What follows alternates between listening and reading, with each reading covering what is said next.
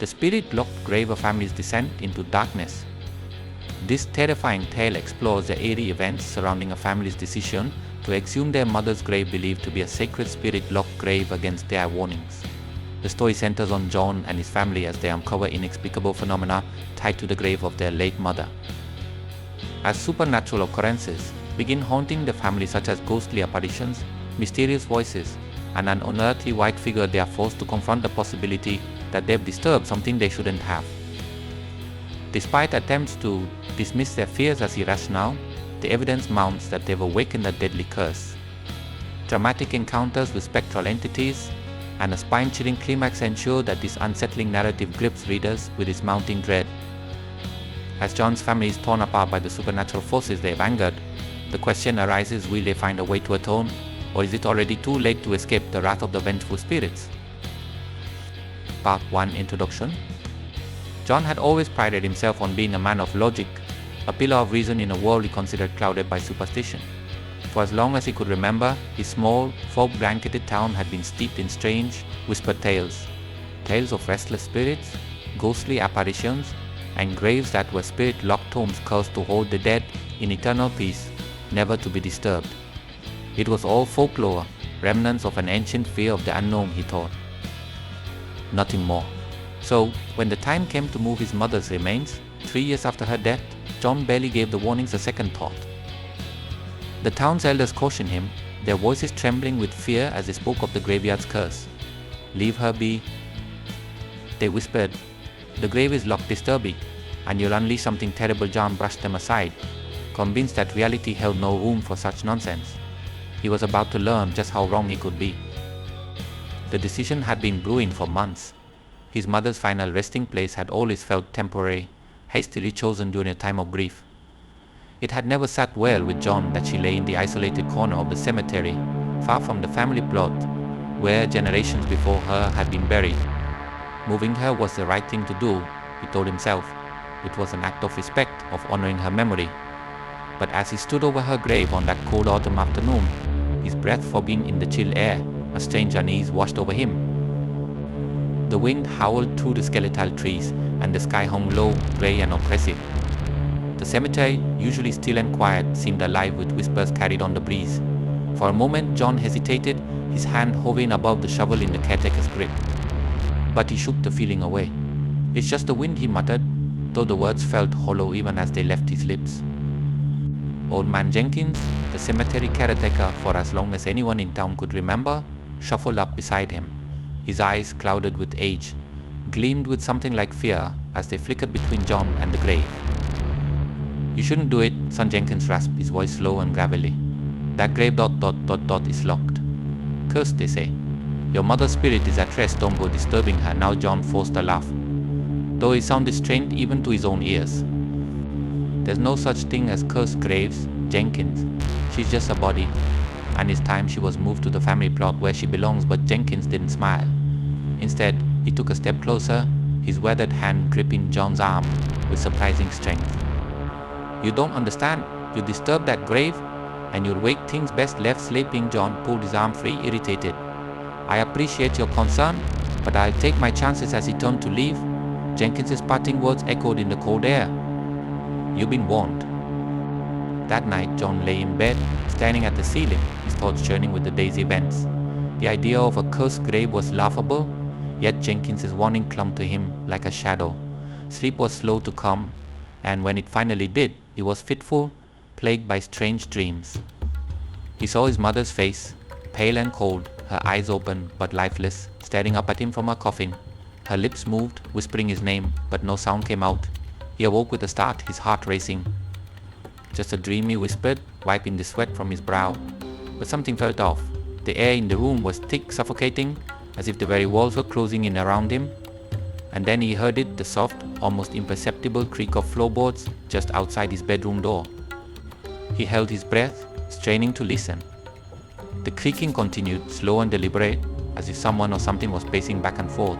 He told himself it was just the house settling, but deep down, a cold dread began to coil in his gut. Then, faintly, he heard it, a voice, soft and whispery, calling his name. "John," he sat up, his pulse thundering in his ears. "Who's there?" he called out, his voice trembling. But no answer came, only the steady creak of the floorboards and the whisper of his name over and over again. The next morning, John's wife, Sarah, noticed the dark circles under his eyes and the tension in his jaw. "You didn't sleep well," she remarked, her voice laced with concern. John forced a smile. "Just bad dreams?" That's all he said, though the unease from the night before still lingered like a bitter taste in his mouth. Their son Timmy seemed off too. Normally a lively boy, full of energy, he sat quietly at the breakfast table, poking at his food with little interest. "Everything okay?" But John asked, ruffling Timmy's hair. The boy looked up at him, his eyes wide and solemn. "I saw her, Daddy," he whispered. "The lady in the yard?" John froze, his heart skipping a beat. "What do you mean you saw a lady?" Timmy's voice was barely audible. "She was standing by the tree last night, looking up at my window. She had long white hair." She looked sad. A chill crept down John's spine. He swallowed hard, forcing himself to keep his voice steady. "It was probably just a shadow, Timmy." "There's no lady in the yard." But Timmy shook his head, his eyes wide with certainty. "No, Daddy, she was real. I saw her." John exchanged a worried glance with Sarah, but said nothing. He didn't want to admit it, but the unease was growing, like a dark cloud gathering on the horizon. Something was wrong. Very wrong. The exhumation was scheduled for the following week, and despite his mounting apprehension, John pressed forward. It was the right thing to do, he told himself, though each passing day brought a new sense of dread. The night before the exhumation, the whispers returned. This time they were louder, more insistent. "John ... come to me." He tried to ignore them, burying his head under the pillow, but the voice grew louder, more demanding. It was his mother's voice, unmistakable. "John." The next morning, the sky was a steel grey, the air heavy with impending rain. The cemetery felt colder than usual, the wind biting at his skin as he stood by the grave, watching the workers dig. As they broke through the first layer of soil, a strange mist began to rise from the ground, swirling around the grave in lazy spirals. John's stomach twisted with unease, but he said nothing. The workers continued to dig, their shovels clinking against the dirt with each heavy thrust. And then, without warning, one of them let out a sharp cry. "Rats!" Rats everywhere, dozens of rats, black and slick, poured from the disturbed earth, scurrying in every direction. The sight sent a shiver down John's spine. He had never seen so many at once, and their sudden appearance felt like an omen. Still, he shook off the feeling. "It's just the rats," he muttered to himself, "nothing more." But the atmosphere in the cemetery had changed. The air was thick with tension, the wind now howling through the trees with a fury that seemed unnatural. The workers' faces were pale, their hands trembling as they dug deeper. And then, finally, the coffin was unearthed. The lid was pried open, and John stepped forward to peer inside. What he saw stole a breath from his lungs. His mother lay perfectly preserved, her skin pale but intact, as if she had been buried just yesterday. Her eyes were wide open, staring blankly into the sky. But that wasn't the worst part. A fine layer of gold dust covered her body, shimmering faintly in the dim light. The workers stepped back in horror, muttering prayers under their breath. One of them crossed himself, his face ashen. "This isn't natural," he whispered. John felt the world tilt beneath him. His mouth went dry, and a cold sweat broke out on his forehead. "Close it," he croaked, his voice barely a whisper. "Close it now." But as the workers moved to seal the coffin, a low, mournful wail echoed through the cemetery, carried on the wind. It was the sound of a mother's sorrow, of a spirit disturbed from its eternal rest. The workers fled, their shovels clattering to the ground in their haste. John stood frozen, his heart pounding in his chest. He had made a terrible mistake. That night, the real terror began. The house seemed to come alive with noise doors slamming, footsteps echoing through empty hallways, shadows moving in the corners of his vision. Timmy woke up screaming, clutching at his chest, his skin burning with fever. "The lady," he cried, his voice hoarse with fear. "She's here." No doctor could explain the illness that gripped Timmy, and as the days passed, his condition only worsened. John's heart ached as he watched his son slip away, knowing that it was his fault. His arrogance, his disbelief in the warnings, had brought this curse upon them. Desperate, John sought out a local spiritualist, an old woman who had lived in the town for as long as anyone could remember. She listened quietly as John told her everything, her face growing more grim with each word.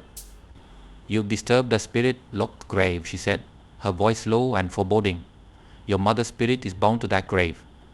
By disturbing it, you unleashed her wrath." John's throat tightened. "What can I do?" The woman's eyes gleamed with pity. "You must return to her grave and beg for her forgiveness. It's the only way to end this." John returned to the cemetery under the pale light of a full moon, his heart pounding in his chest. The mist swirled thick around him, and the wind howled like a chorus of the dead. He knelt before his mother's grave, his voice trembling as he spoke. "Mom, ... I'm sorry. Please ... forgive me." For a moment, there was nothing, only silence. And then the earth beneath him shifted, and his mother's voice echoed from the grave.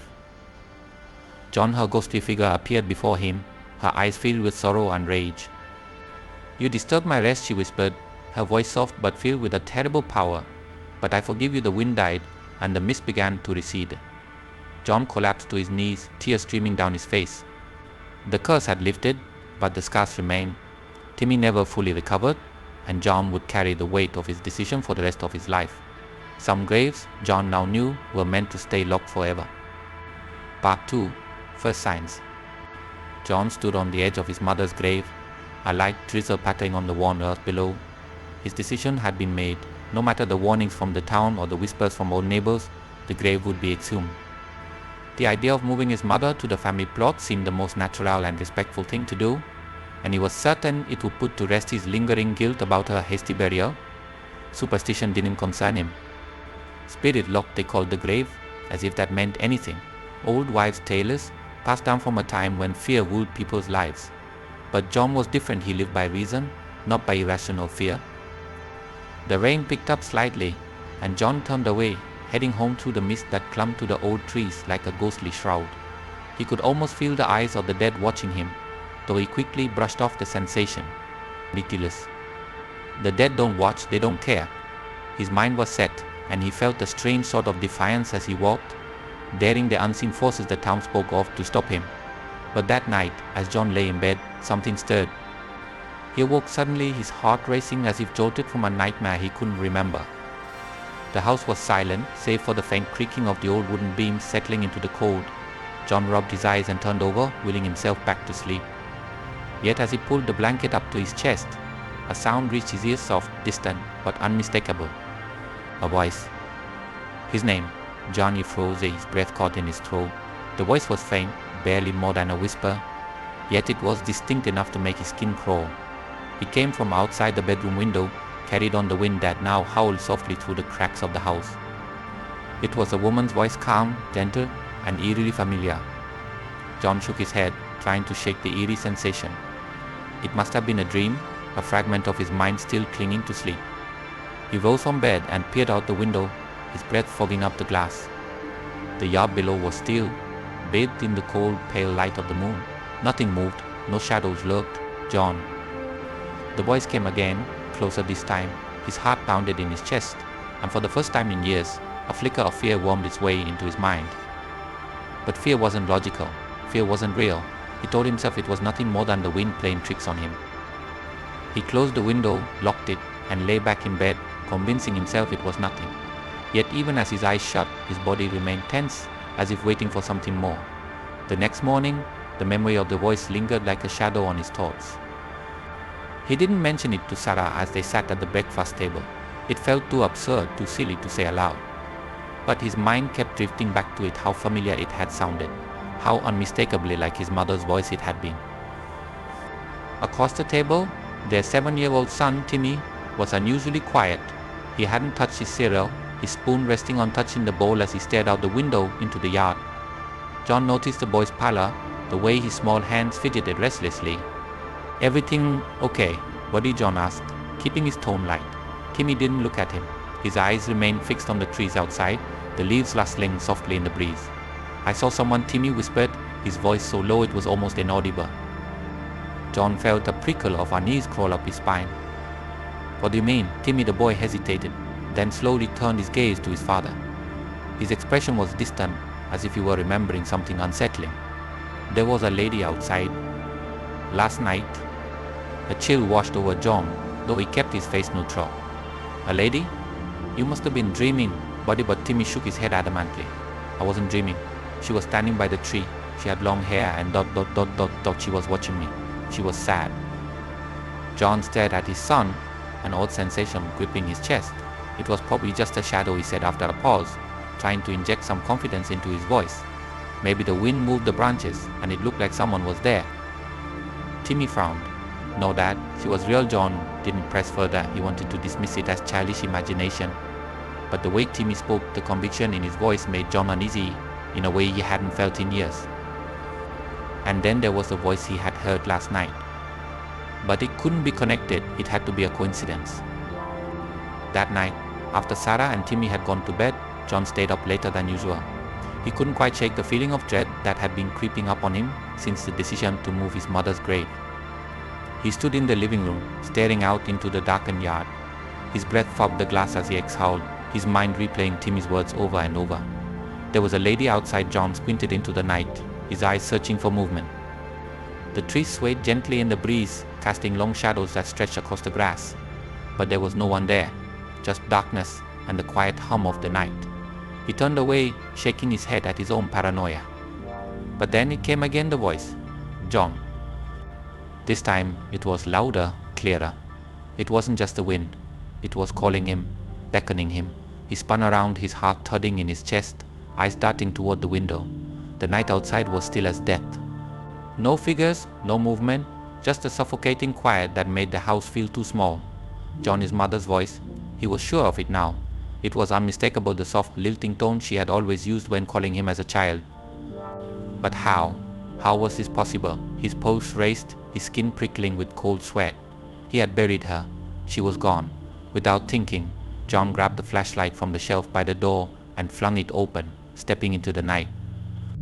The air was crisp and cold, biting at his skin as he moved through the yard.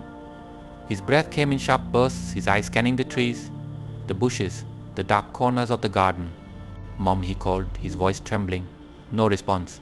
Only the rustle of leaves and the distant sound of crickets chirping. He walked further, his flashlight casting long, eerie shadows as he moved. The trees loomed tall above him, their branches clawing at the sky like skeletal hands. John's footsteps crunched on the gravel, and the further he went, the more isolated he felt.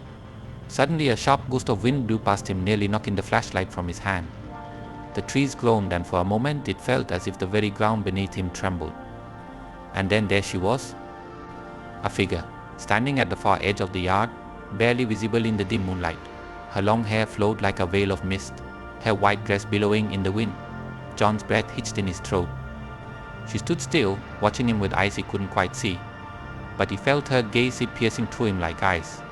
Mom, he whispered, his voice hoarse with disbelief. But the figure didn't move. She simply stared at him, her form flickering like a mirage, half real, half shadow. And then, just as quickly as she had appeared, she was gone. John stood frozen, his heart hammering in his chest. He couldn't explain what he had seen, what he had felt. It was her. It had to be. But it made no sense. She was dead. She couldn't be here. He stumbled back toward the house, his mind racing. What was happening? Was this some kind of hallucination? Had grief finally caught up with him, twisting his mind into seeing things that weren't there? As he reached the porch, his hand shaking as he fumbled with the doorknob, he glanced back one last time. The yard was empty. The figure his mother was gone. John collapsed into a chair in the living room, his head in his hands. He didn't want to admit it, but deep down, a terrible realization was beginning to form. The voice, the figure, Timmy's vision. They weren't coincidences. Something was happening, something beyond his understanding, something he had unwittingly unleashed. But even as the fear gnawed at him, John clung to his skepticism. There had to be a logical explanation. There always was. Yet as the wind howled outside, carrying with it the faintest whisper of his name, John couldn't shake the feeling that the danger had only just begun. Part 3. Mounting Fear. The unease had started subtly, like the faint chill that creeps in before a storm. At first, Sarah had dismissed the growing tension in the house as nothing more than the strain of an upcoming change. The exhumation was a big decision, and John was unyielding in his choice. But as the days passed, it became harder to ignore the strange occurrences, small things that seemed to spiral into something darker. Their dog, Max, had always been energetic, bounding through the yard with enthusiasm, barking at squirrels and chasing shadows. But in recent days, Max had changed. He now refused to go into the yard, his ears flattening and his tail tucked between his legs whenever the back door was open.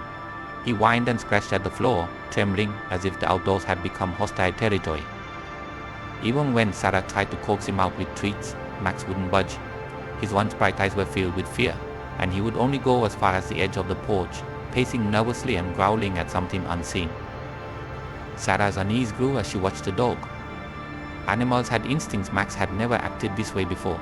She brought it up to John one evening after dinner, her voice carefully measured as she wiped down the kitchen counter. "John," she began, trying to keep her tone light, "have you noticed how strange Max has been acting? He won't go outside anymore." John barely looked up from the newspaper, flipping a page with a sigh. "He's probably just picking up on the change. Animals sense when something's different. He'll be fine once this whole exhumation thing is over."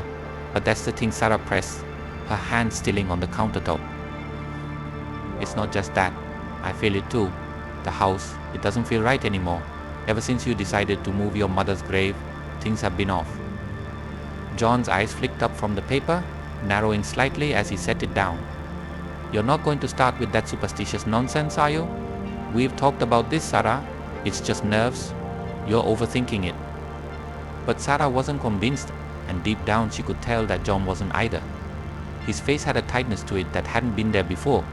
He hadn't been sleeping well, she could see it in the shadows under his eyes, and the way he lay awake at night, staring at the ceiling. Yet, as always, he was too stubborn to admit that something might actually be wrong. It was a few nights later when the fear truly sank its claws into her. It was well past midnight, and the house was still. Sarah had fallen asleep late, feeling unsettled but unable to pinpoint why.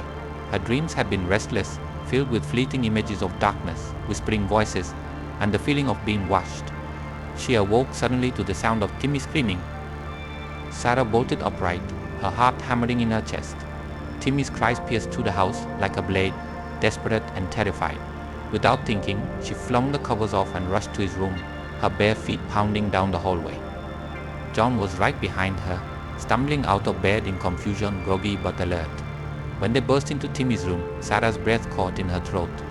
The sight before her was worse than anything she could have imagined. Timmy was sitting upright in bed, his small body shaking violently, tears streaming down his face. His wide, terror-filled eyes were fixed on the foot of bed, where he pointed with a trembling hand. Sarah's gaze followed, but there was nothing there, just the soft shadows of the night, illuminated by the dim glow of the hallway light spilling into the room. "There's nothing there," sweetie Sarah whispered, trying to sound soothing, though her own voice wavered. She knelt beside him, pulling him into her arms. "You had a bad dream, that's all." But Timmy shook his head violently, his breath coming in ragged gasps. "No, Mommy, she was there. She was sitting at the end of the bed, watching me." Sarah's heart clenched, dread coiling tight in her stomach. She looked over at John, whose face had gone pale, though he quickly masked it with a forced calm. "Who was watching you?" Timmy John asked gently, kneeling down beside Sarah. "The lady," Timmy sobbed, burying his face into his mother's shoulder. "The lady from the yard, the one with the long hair. She was here, she was looking at me." Sarah felt the blood drain from her face. The same lady, the one Timmy had seen outside. The one he'd insisted was real. She had brushed it off before, thinking it was a child's imagination running wild, but now she wasn't so sure. John let out a slow breath, his jaw tightening as he glanced at the empty space at the foot of the bed. "It was a nightmare, Timmy," he said, though there was a hint of doubt in his voice. "There's no one here." But Timmy wouldn't calm down. He kept insisting that he had seen her, that she had been sitting there, staring at him with sad, empty eyes. It took nearly an hour for Sarah to soothe him back to sleep, and even then, she and John sat by his bed, watching him wearily, afraid to leave him alone. When they finally returned to their own bedroom, Sarah couldn't hold back any longer. She turned to John, her voice trembling with barely contained fear. "John, this has to stop. Something is wrong, and you know it. Timmy is terrified. The dog won't go near the yard, and I can feel it too. This isn't normal, maybe. Maybe the town was right. Maybe we shouldn't move your mother's grave." John stiffened, his back to her, as he stared out the bedroom window into the night. For a long moment, he didn't respond, and Sarah thought hope that maybe he was finally reconsidering. But when he spoke, his voice was cold, resolute. "There's nothing supernatural about this," Sarah said. though his hands were clenched into fists at his sides. "Timmy had a bad dream, and you're letting your imagination run wild. I've already arranged everything for the exhumation. It's happening. End of discussion." Sarah stared at him, her chest tightening with frustration and fear. How could he be so blind? How could he not see what was happening around them? She wanted to scream, to shake him out of this stubborn denial, but she knew it would be pointless. Once John made up his mind, there was no changing it. That night, Sarah lay awake for hours, her mind racing with fear and doubt. Every creak of the house, every rustle of the wind outside made her flinch. She could feel it, the darkness creeping in around them, closing in like a vice. And yet, John remained unmoved, his pride blinding him to the danger that was gathering in their home. As the days passed, the atmosphere in the house grew thicker, heavier, as if the very walls were suffocating them. Timmy refused to sleep in his own room after that night, insisting on staying in their bed, clutching Sarah's hand tightly as he drifted into fitful sleep. Max continued to avoid the yard, whining and scratching at the door whenever anyone tried to take him outside. And then there were the whispers. At first, Sarah thought she was imagining them, soft, indistinct murmurs that seemed to come from the shadows themselves.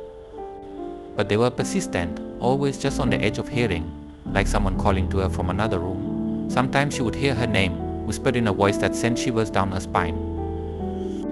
Other times it was a distant sob, a mournful sound that echoed through the house late at night.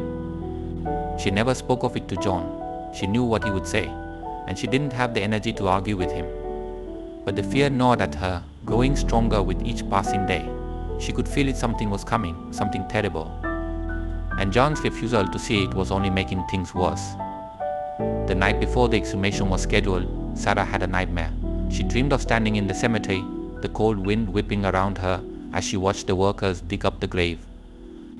But when they opened the coffin, it wasn't John's mother lying inside. It was her. She woke with a start, her heart pounding in her chest. The room was dark, but she could feel the oppressive weight of something lurking just beyond the shadows. She reached for John, but he was already awake, sitting at the edge of the bed, staring out the window into the yard. For the first time, she saw the fear in his eyes. He wasn't as certain as he claimed to be. He had heard the whispers, felt the cold fingers of dread creeping through the house, but he was too proud, too stubborn to admit it. And now, it was too late to turn back. The exhumation would go on as planned. Sarah lay back down, her hands trembling as she pulled the blanket up to her chin. She knew what was coming. She could feel it in her bones, in the air that felt too heavy, too thick. Something was waiting for them, something that had been awakened. And when the grave was open, there would be no turning back. Part 4.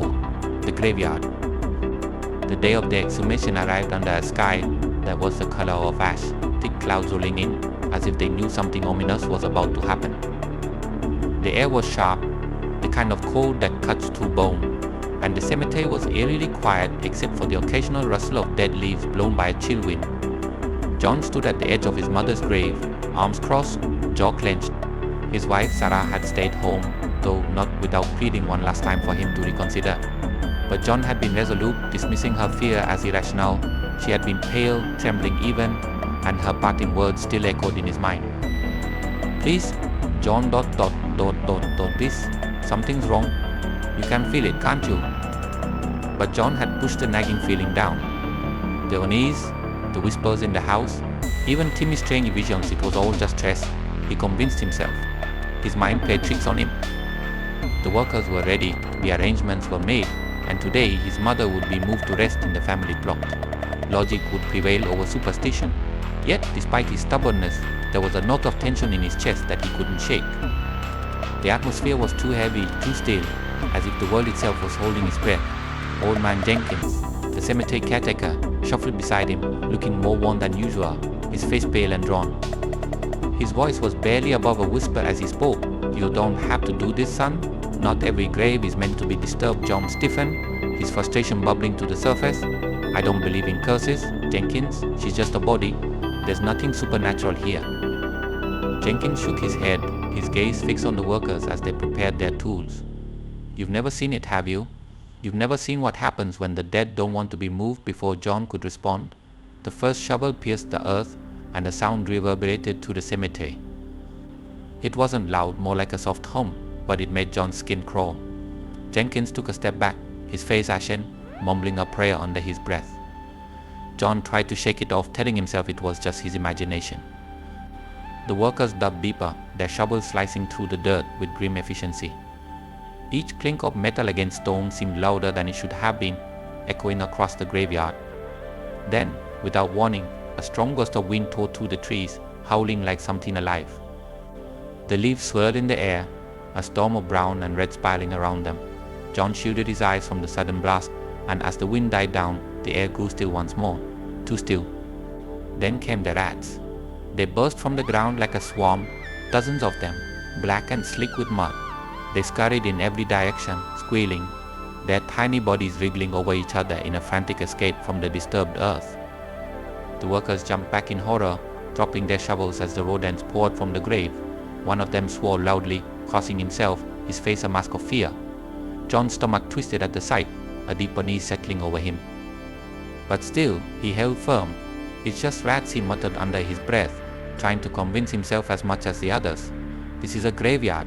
Of course there are rats. Jenkins, however, looked like he had seen a ghost.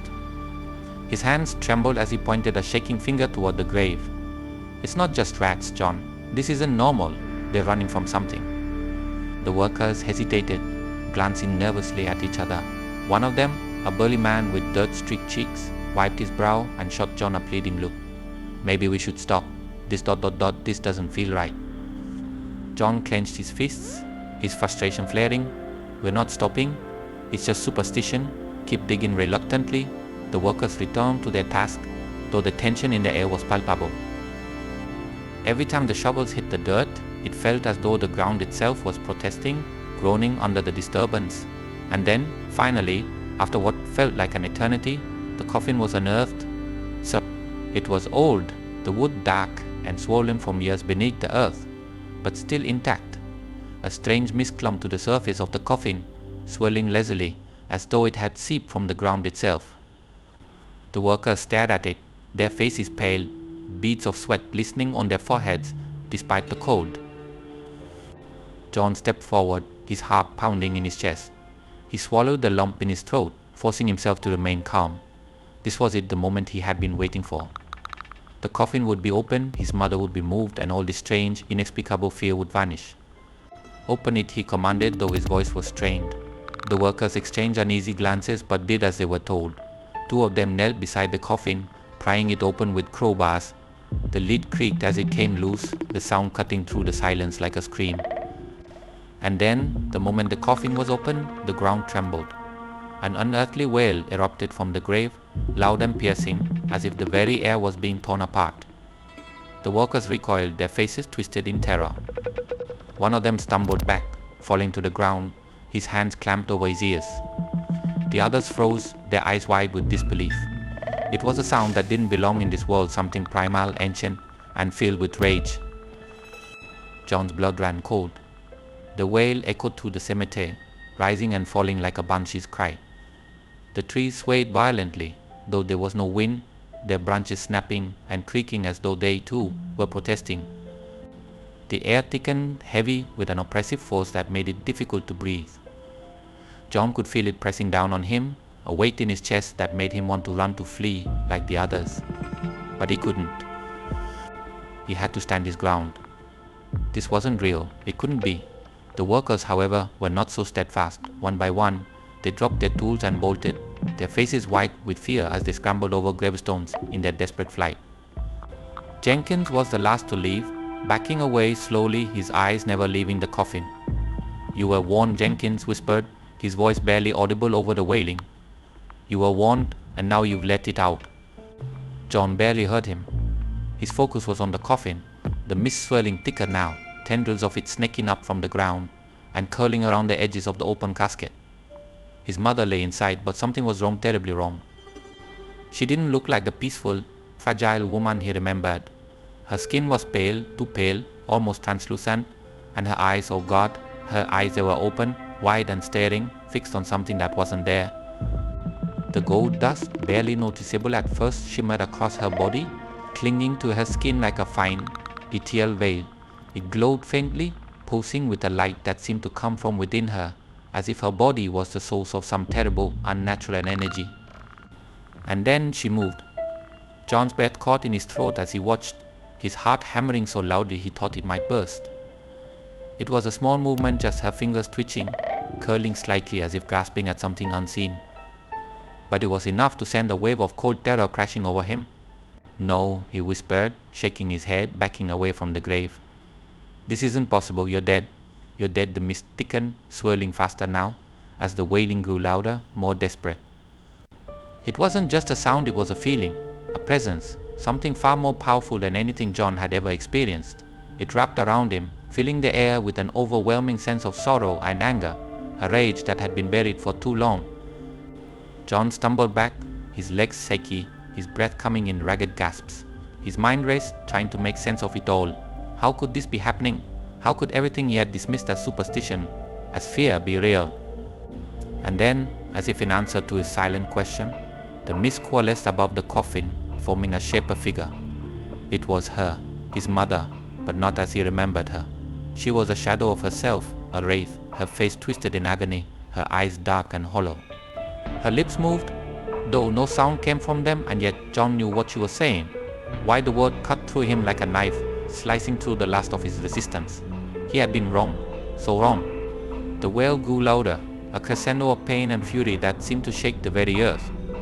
John fell to his knees, his hands clutching his head, trying to block out the sound, but it was everywhere, inside him, around him, filling the air with its deafening roar.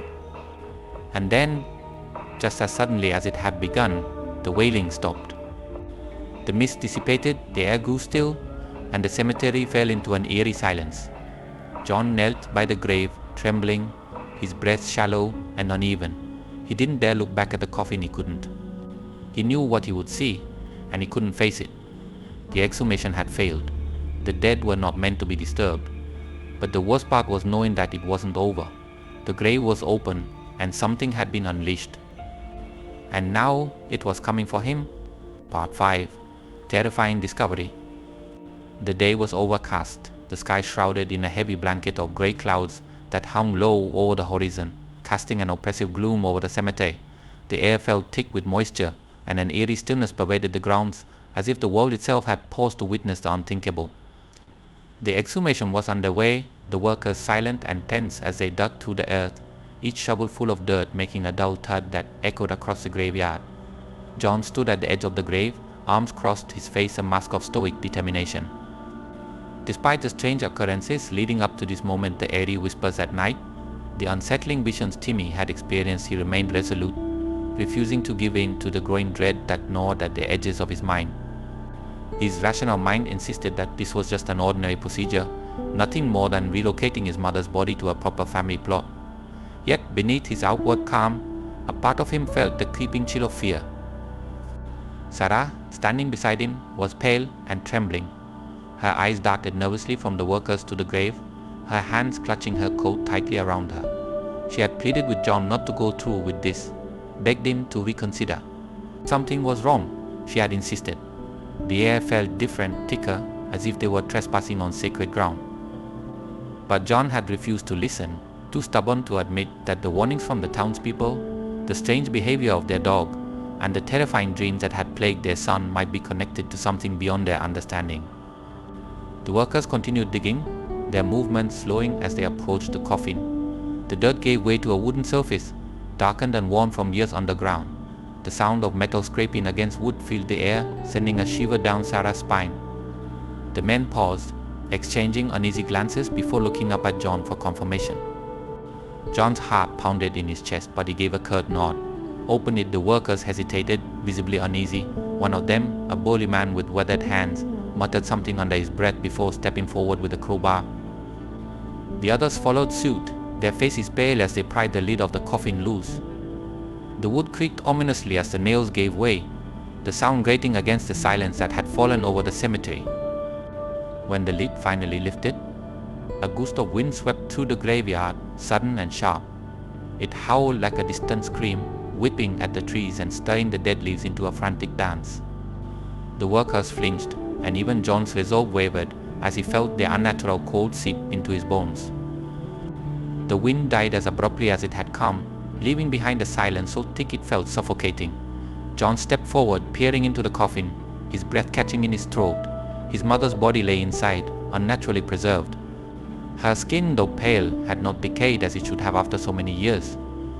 There was no sign of rot or withering. Instead, she looked eerily peaceful, as if she were merely sleeping. But what truly disturbed him, what froze his blood, was the thin layer of golden dust that covered her body, shimmering faintly in the dim light. John's mouth went dry, his heart pounding in his ears. He had expected something else. He had been prepared for the sight of decay, for the reality of death. But this was beyond anything he could explain. Behind him, Sarah let out a sharp gasp, her hand flying to her mouth as she stared down into the coffin in horror. Oh my God, John, what have we done? Her voice trembled, and tears welled up in her eyes as she backed away, her entire body shaking. The color drained from her face, leaving her as pale as the corpse before them. She looked at John, her eyes wide with terror and disbelief.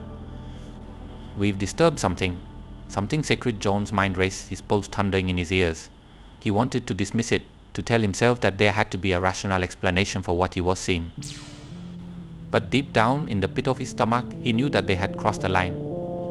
The warnings from the town, the strange events leading up to this day, it had all been leading to this moment, and now they were face to face with the consequences. He turned to the workers, his voice tight and commanding, though fear lurked beneath his words. Close the coffin, bury it. Now. The men hesitated, their eyes flicking between John and the coffin. They had seen it too, their natural preservation. The strange golden dust and fear was etched into their faces. One of them, the same burly man who had pried open the coffin, looked at John with a mixture of fear and disbelief. Sir, we shouldn't. We need to bury it, John barked, his voice rising with urgency. Close the damn coffin and bury it, the workers jumped into action, their hands trembling as they slammed the lid back down onto the coffin.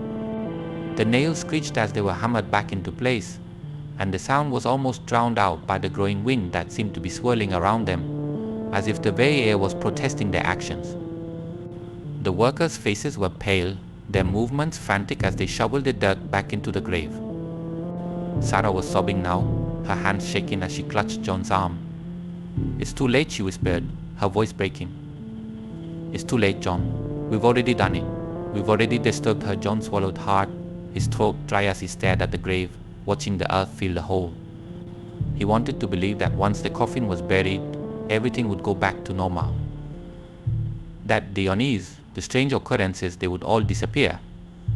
But the fear that gnawed at him told him otherwise. As the last of the dirt was packed down, the wind suddenly stopped. The world fell into an unnatural silence, the kind that made the hairs on the back of John's neck stand on end. The workers stood there, their shovels in hand, eyes wide as they waited for some unseen force to strike. But nothing came, only the eerie stillness of the graveyard. John let out a breath he hadn't realized he was holding. It's done, he muttered to himself, though the words felt hollow. He turned to Sarah, his expression firm but his heart heavy with doubt. It's done, but Sarah didn't look at him. She was staring at the grave, her face pale and drawn, her eyes wide with something that looked like recognition or dread. Slowly she shook her head, her lips trembling as she spoke. No, it's not over. It's never over, John frowned, a cold shiver running down his spine. What do you mean? She looked up at him, her eyes filled with tears. We've disturbed something, John, something that can't be put back to rest. His stomach twisted, a sickening knot of fear tightening in his chest. He wanted to argue, to tell her she was wrong, that everything would be fine, but he couldn't shake the feeling that she was right. That they had crossed a line they could never uncross. The workers were already packing up their tools, eager to leave the cemetery and forget what they had seen. But as they turned to go, the ground beneath them shuddered, a deep, rumbling vibration that seemed to come from the very earth itself. John froze, his eyes widening as he felt the tremor under his feet. It was faint at first, barely noticeable, but then it grew stronger, the earth shaking violently, as if something beneath the ground was trying to break free. What the hell, one of the workers muttered, stumbling backward as the ground trembled. Sarah gasped, her hand flying to her mouth as she clung to John. John. Oh God, John, what's happening? John didn't answer. His heart was pounding in his chest, his mind racing as the tremors grew stronger. He could hear it now, a low, guttural sound rising from the ground, like the moan of something ancient and furious. The air grew heavy, thick with a presence that was impossible to ignore. The workers, their faces pale with terror, dropped their tools and bolted, running toward the cemetery gates as fast as their legs could carry them. Jenkins, the old caretaker, had already disappeared into the mist, his muttered warnings now echoing in John's mind. "You've disturbed something." The ground shook again, more violently this time, and John grabbed Sarah's arm, pulling her away from the grave. "We need to go," he said, his voice tight with fear. "Now." But before they could move, the earth beneath the grave split open with a deafening crack, and from the darkness below, a cold, pale mist began to seep out, swirling around them like the breath of the dead. The mist was thick, unnatural, and it carried with it the unmistakable scent of decay. Sarah screamed, stumbling backward as the mist coiled around her legs, cold and clammy like 1,000 unseen hands. John pulled her to her feet, his heart racing as the ground continued to tremble beneath them. From the center of the grave, the mist coalesced into a shape, a figure, barely visible through the swirling fog. It was her, his mother. But she was not as he remembered her. Her face was twisted in agony, her eyes dark and hollow, her mouth open in a silent scream. John's blood turned to ice as he stared at the apparition before him, his mind reeling with disbelief. This couldn't be real. It couldn't be happening. But it was. The wail that followed was unlike anything John had ever heard. It was the sound of a soul torn from the afterlife, a cry of rage and sorrow that seemed to come from the very depths of the earth. The mist surged forward, wrapping around him, pulling him toward the grave. John fought against it, his hands gripping Sarah's tightly as he tried to drag her away. But the pull was too strong, the mist too cold and relentless. He could feel it seeping into his skin, into his mind, filling him with an overwhelming sense of dread. As the mist tightened its grip, John realized the truth. The exhumation had never been about relocating his mother's body. It had been a mistake, an unforgivable sin against the dead. And now they would pay the price. The last thing John heard before the world went dark was the sound of his mother's voice, whispering his name from the depths of the grave. John. Part 6. Nightmares and Hauntings. The night descended with an unnatural heaviness, blanketing the house in a thick, oppressive darkness. John had been restless since the events at the graveyard, but he refused to acknowledge the nagging sense of dread clawing at his mind. He lay in bed, staring at the ceiling, his thoughts spinning uncontrollably. Sarah, beside him, was already asleep, though even her breathing seemed uneasy. Outside, the wind howled, rattling the windows as if it carried with it the voices of the dead. John tried to push the memories of the day away, but they clung to him like a cold, damp shroud. The image of his mother's unnaturally preserved body, the golden dust covering her skin, it haunted him. No matter how hard he tried to rationalize it, something about the whole experience felt wrong. Deeply, irrevocably wrong. Sleep came reluctantly, dragging him down into a fitful slumber. But it was not the peaceful reprieve he had hoped for. Instead, the moment his eyes closed, he was thrust into a world of shadows and cold whispers. The graveyard loomed around him, shrouded in mist. The air was thick with the smell of damp earth and decay, and a strange, unnatural chill crawled down his spine. In the distance he could hear the soft, rhythmic sound of digging. The hollow thud of a shovel striking dirt, over and over again. His breath quickened as he realized he was standing beside his mother's grave once more. But this time something was different. The grave was open, the earth disturbed, and from the shadows a figure emerged. It was her, his mother. But she was not the gentlewoman he remembered. Her face was gaunt, her skin pale and taut over her bones, her eyes dark and sunken, her mouth twisted into a grimace of pain and fury. The golden dust that had covered her in the coffin now clung to her like a sickly, glowing mist. Her voice echoed through the night, a hollow, accusing wail that chilled him to the core. "Why did you disturb me?" "John," she rasped, her voice filled with a grief so profound it felt like it would suffocate him. "Why did you wake me from my rest?" John tried to speak, to explain, but no words came.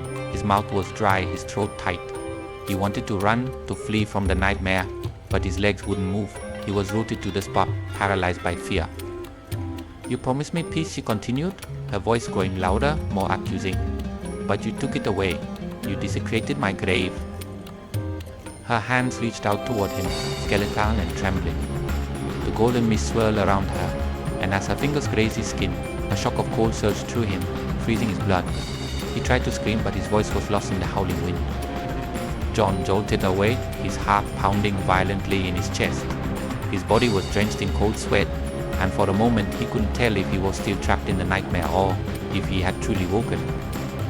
The room around him was dark, but there was something off about the darkness. It felt alive, like it was watching him. Beside him, Sarah stirred, mumbling something incoherent in her sleep. John sat up, rubbing his eyes, trying to shake the lingering images from his mind. But even as he blinked, the shadows seemed to pulse, shifting unnaturally at the edges of the room. Suddenly the lights flickered once, twice. Then they went out completely, plunging the room into an impenetrable blackness. John's breath caught in his throat as he heard a faint, dragging sound coming from the hallway outside their bedroom door. He strained his ears, trying to convince himself it was just the house settling or maybe the wind outside. But the sound grew louder, more deliberate, like something was slowly scraping its way along the floor. His heart raced, and he forced himself to stand, his legs trembling beneath him. Carefully he crept toward the bedroom door, his hand shaking as he reached for the knob. As he opened it, a cold gust of air swept past him, carrying with it a faint, almost imperceptible whisper. Johnny froze, his blood turning to ice. It was his mother's voice. There was no mistaking it. But how could that be? She was dead, gone. He had buried her. He had made sure of it. The scraping sound grew louder, closer, and John stumbled backward, slamming the door shut. His hands were trembling now, slick with sweat. His mind raced, trying to make sense of what was happening, but nothing could explain the overwhelming sense of terror creeping through the house. As he backed away from the door, he heard the sound of glass shattering downstairs. His pulse quickened, and without thinking, he grabbed the baseball bat he kept under the bed for emergencies. Sarah was still asleep, oblivious to the growing chaos around them. He wanted to wake her, to tell her they needed to leave, but something told him not to disturb her. Not yet. Creeping out of the room, John made his way down the darkened hallway, every creak of the floorboards beneath his feet sending a jolt of fear through him. The air was thick with tension, as if the house itself was holding its breath. As he reached the top of the stairs, he saw it movement in the living room below. At first it was just a flicker, a shadow darting across the room too quickly for him to fully comprehend. Then the lights flickered back on, and his stomach dropped. The furniture had been moved, pushed to the edges of the room, as if to make space for something. And in the center of the room, standing beneath the flickering chandelier, was a figure. His mother. Her head was bowed, her hands clasped in front of her, her body wrapped in that same eerie golden mist. But this time, she didn't look at him, she didn't speak. She just stood there, motionless, like a statue. John's breath hitched in his throat, and for a moment he thought he was still dreaming. But the sharp, cold air in his lungs told him otherwise. This was real, horribly, terrifyingly real.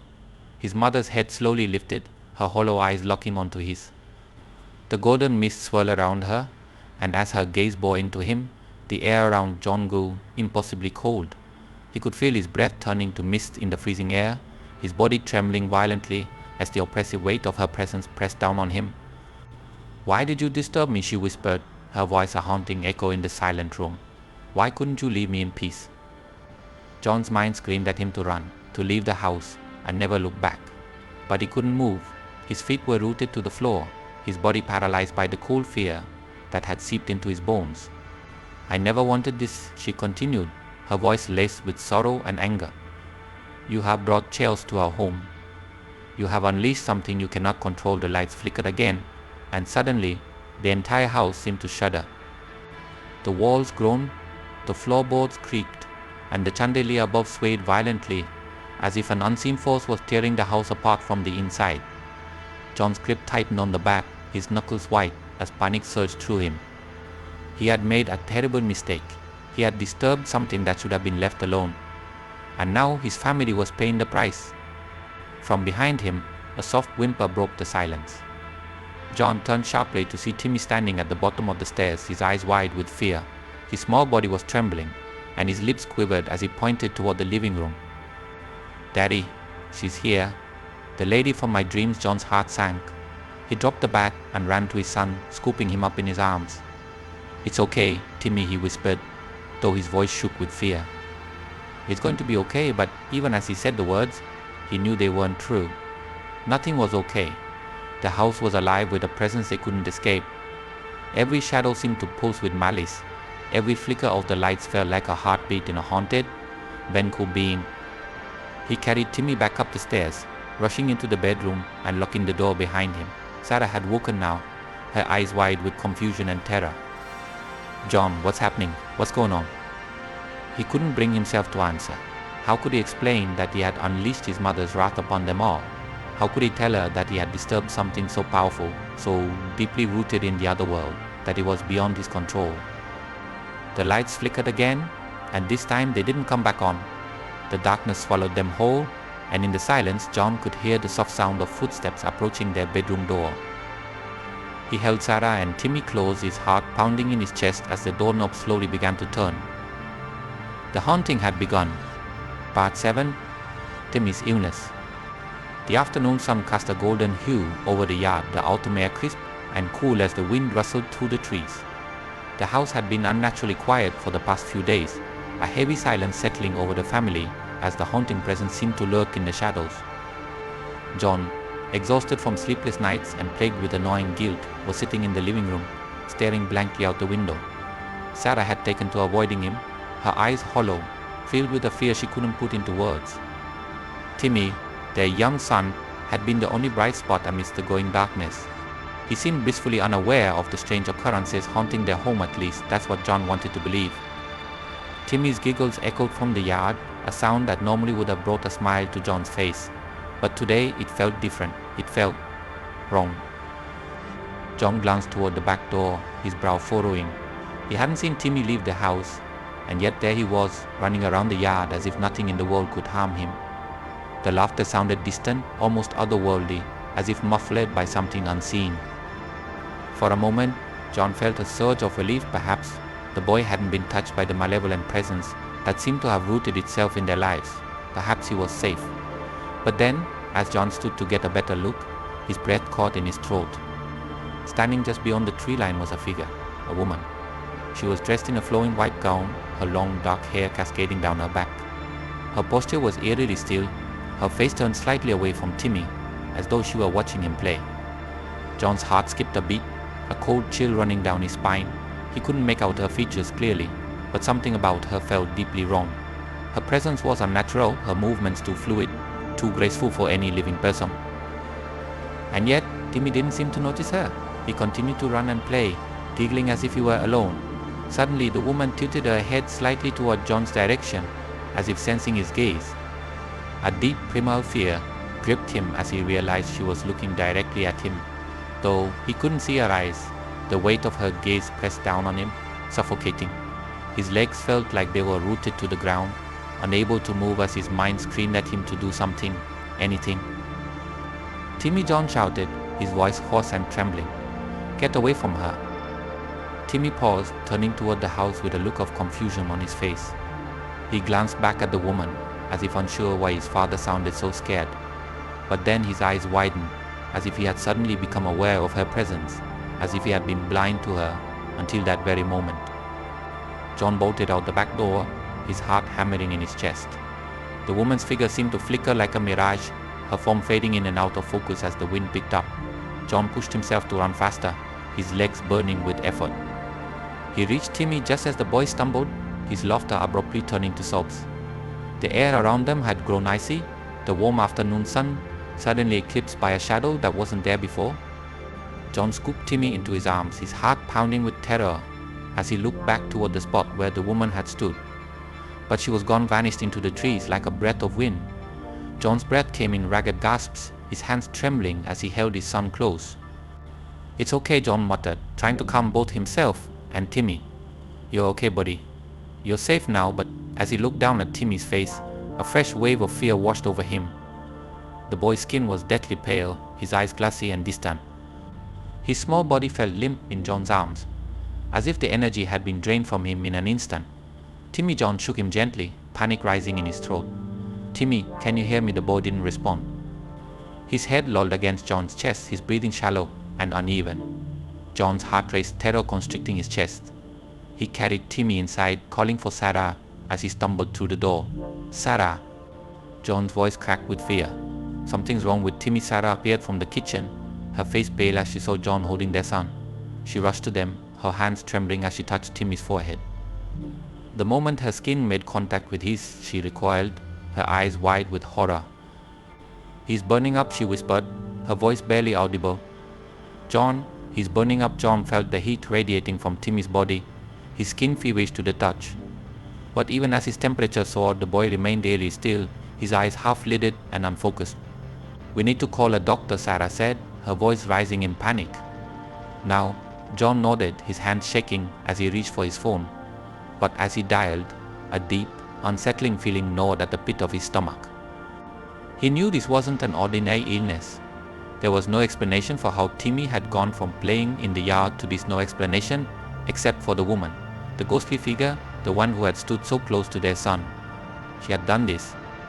John knew it with a certainty that chilled him to the bone.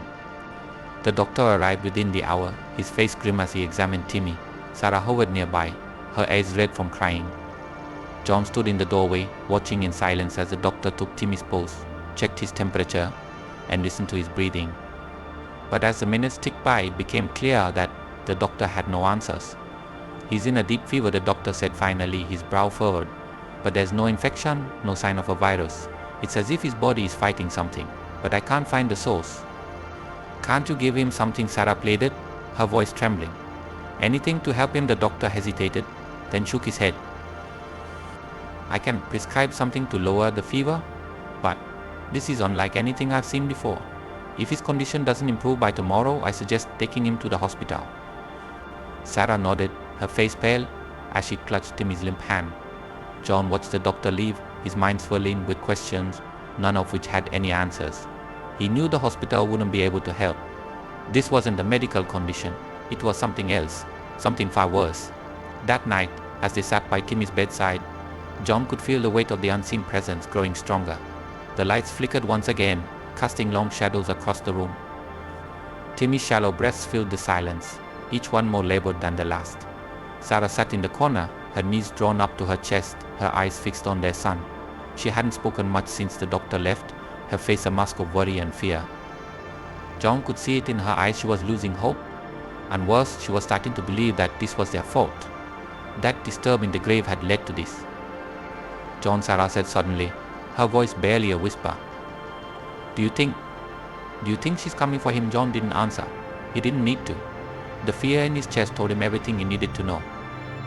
The woman, the ghostly figure that had appeared in their yard, was not done with them.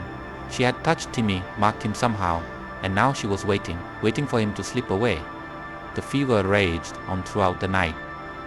Every few hours, John would check Timmy's temperature, his heart sinking as the numbers climbed higher and higher. The boy's skin was flushed, his body soaked in sweat, but no matter what they did, the fever wouldn't break. John sat by the window, staring out into the darkness, the weight of his guilt pressing down on him like a suffocating blanket. He had caused this. He had brought this curse upon his family by disturbing his mother's grave. Every instinct had told him not to go through with the exhumation, but his stubbornness had blinded him to the danger. And now Timmy was paying the price. As the night wore on, John found himself dozing off, his exhaustion finally overtaking him. But even in his sleep, the nightmares came. He saw the woman again, her pale, ghostly form standing at the foot of Timmy's bed, her hollow eyes fixed on him.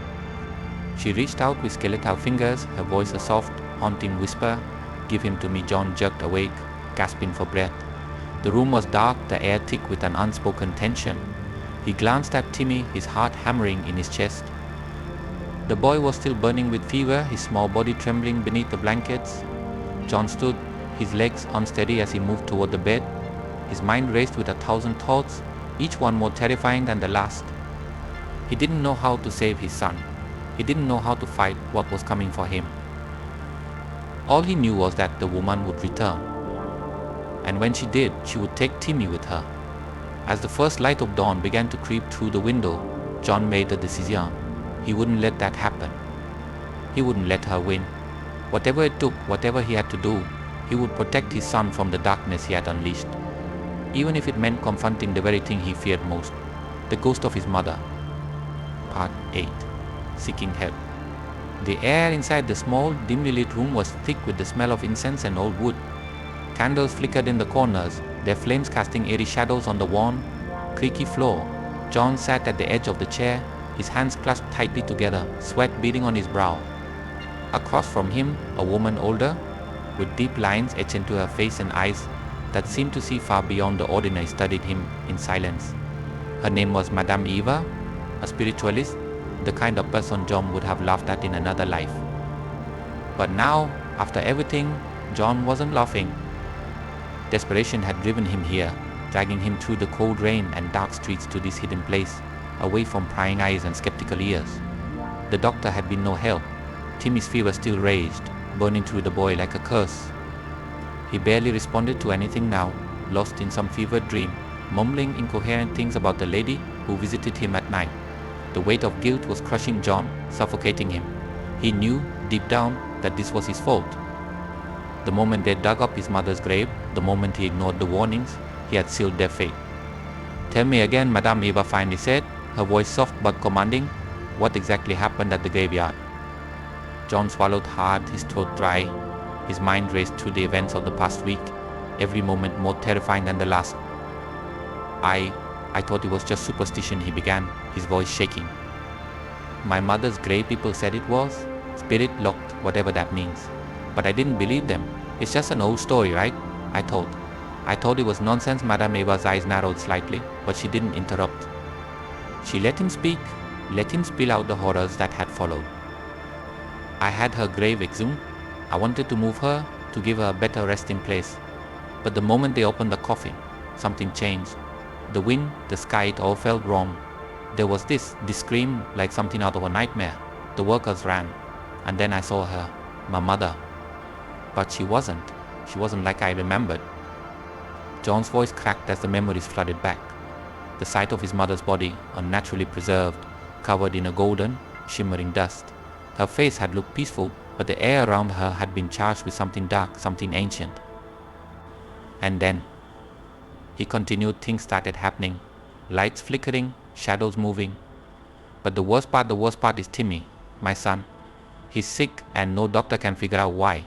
He's burning up and he keeps talking about this woman. This presence that comes to him at night. It's my mother, I know it is. She's punishing us." Madame Eva's expression remained unreadable, but her eyes held a gravity that made John's stomach twist. "You said the grave was spirit locked," she said slowly, her words deliberate. "Do you know what that means?" John shook his head. "No, I didn't care at the time. I thought it was just an old wives' tale." A heavy silence hung between them for a moment, broken only by the soft crackle of the candles.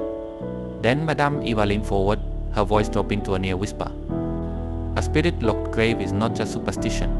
It is a barrier, a seal placed over a grave to keep a restless spirit contained. It is not meant to be disturbed, for the spirit within has unfinished business with the living. By exhuming your mother, you have released her. And now." She walks between worlds, tethered by anger, by sorrow, and by your betrayal. John's heart pounded in his chest. "So, she's haunting us? She's punishing me for disturbing her." Madame Eva nodded solemnly. "Yes. The dead do not easily forgive such transgressions. You have desecrated a sacred bond. Now the curse spreads through your family. It will not stop until it consumes you all." The weight of her words hit John like a punch to the gut. He had been so stubborn, so sure that the warnings meant nothing, and now his family was paying the price. The terror that had gripped him in the graveyard palled in comparison to the horror of realizing that he had invited this nightmare into their lives. Is there a way to fix it?" John asked, his voice barely above a whisper. To stop the curse, Madame Eva studied him for a long moment, her fingers idly tracing the edge of the table. "There is one way," she said finally. "But it is dangerous. The dead do not give up their vengeance easily. You must return to the grave. You must beg for forgiveness. Only by acknowledging your wrongdoing and offering penance can you hope to appease the spirit." John's blood ran cold. The thought of returning to the graveyard, of facing whatever malevolent force his mother had become, filled him with dread. But what choice did he have?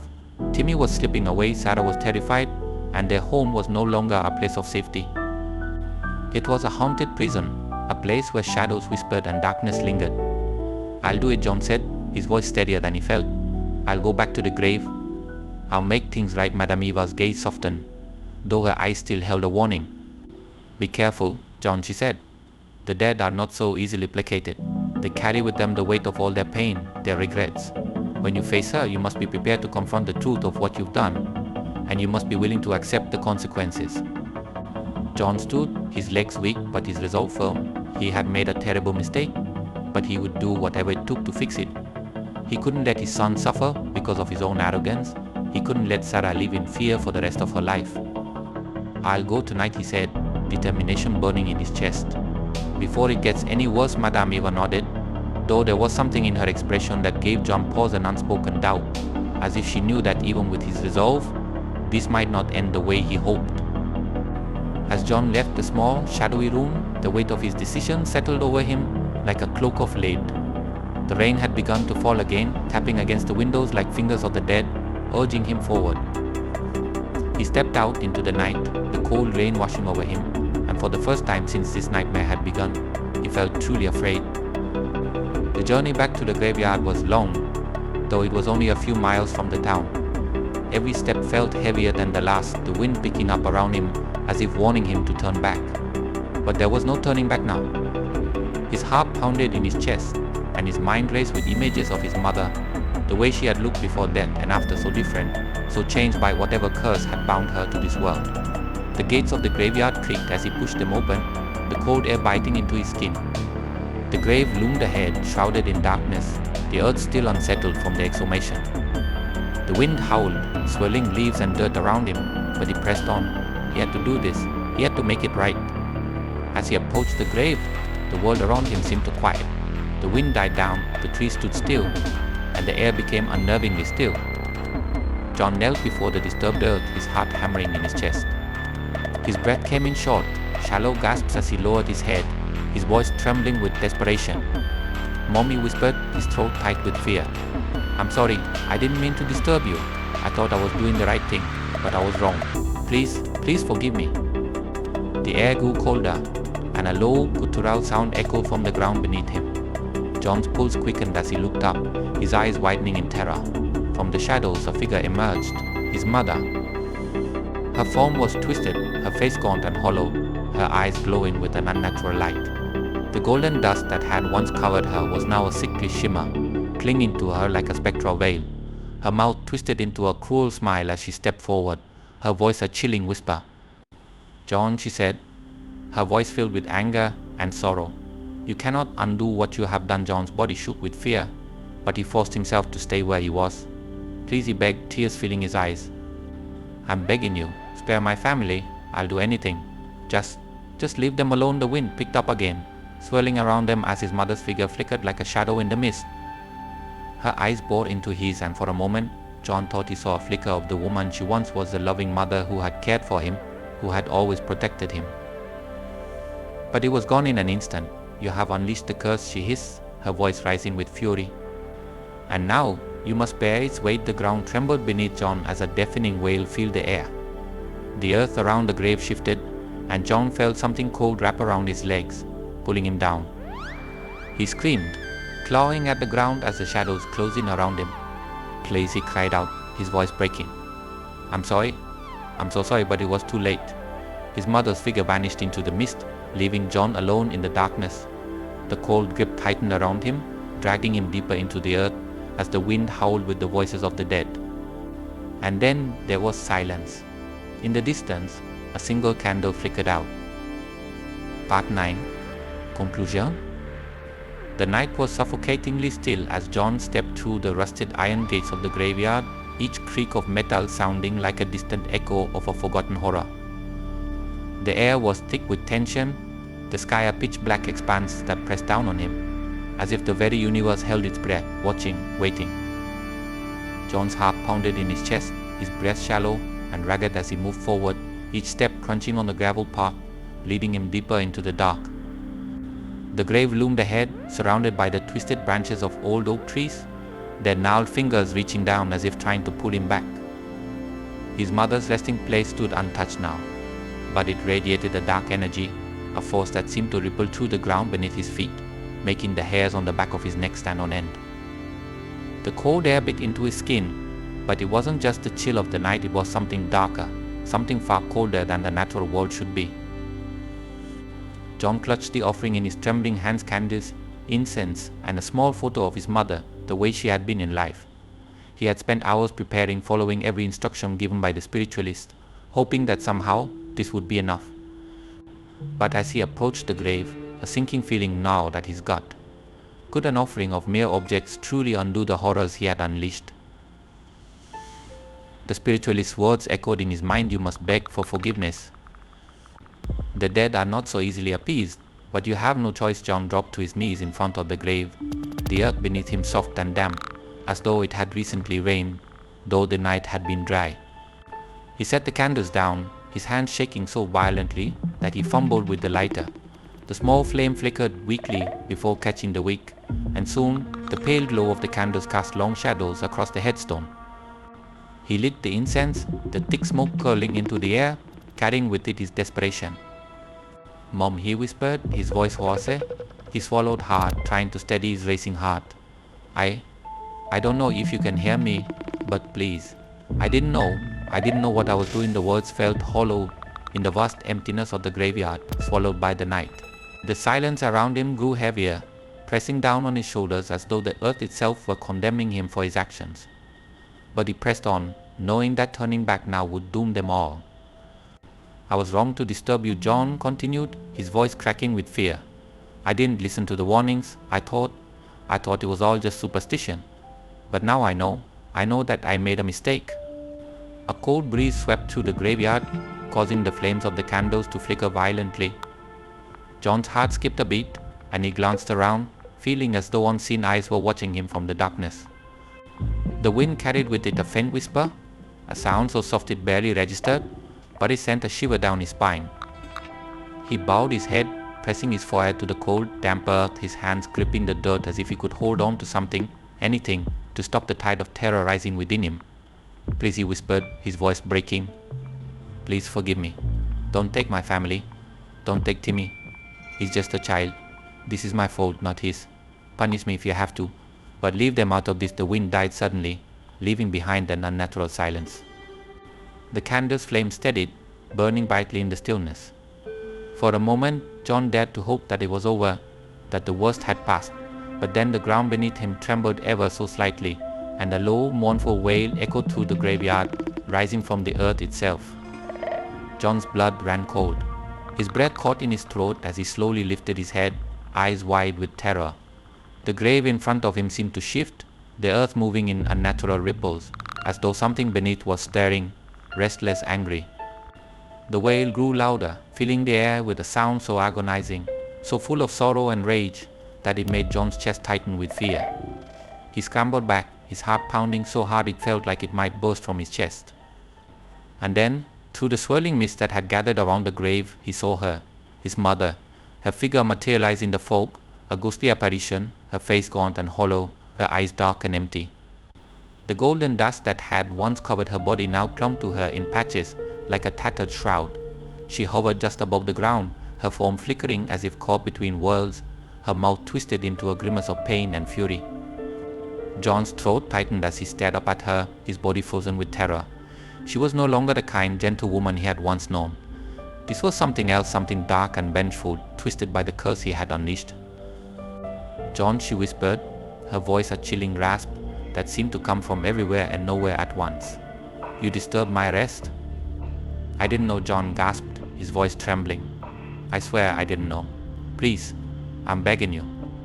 "Stop this." His mother's eyes narrowed, and for a moment John thought he saw a flicker of something human in her gaze, a trace of the woman she had once been. But it was gone in an instant, replaced by the cold, unrelenting fury of the dead. "You ignored the warning," she hissed, her voice filled with anger. "You thought yourself above the laws of the dead." John's body trembled as he knelt before her, his hands clutching the dirt as if he could somehow anchor himself to the living world. "Please," he whispered, tears streaming down his face. "Please forgive me." The silence that followed was unbearable, stretching out for what felt like an eternity. His mother's ghostly form hovered above him, her hollow eyes fixed on him with an intensity that made his skin crawl. The wind began to pick up again, swelling around them in a frenzied dance, the mist growing thicker, darker, as though the night itself were closing in on him. Then, just as suddenly as it had started, The wind died. The mist dissipated, and his mother's figure began to fade, her twisted form dissolving into the night like smoke on the wind. The candles flickered once more and then went out, plunging the graveyard into darkness. John collapsed onto the ground, his body shaking uncontrollably, his breath coming in ragged gasps.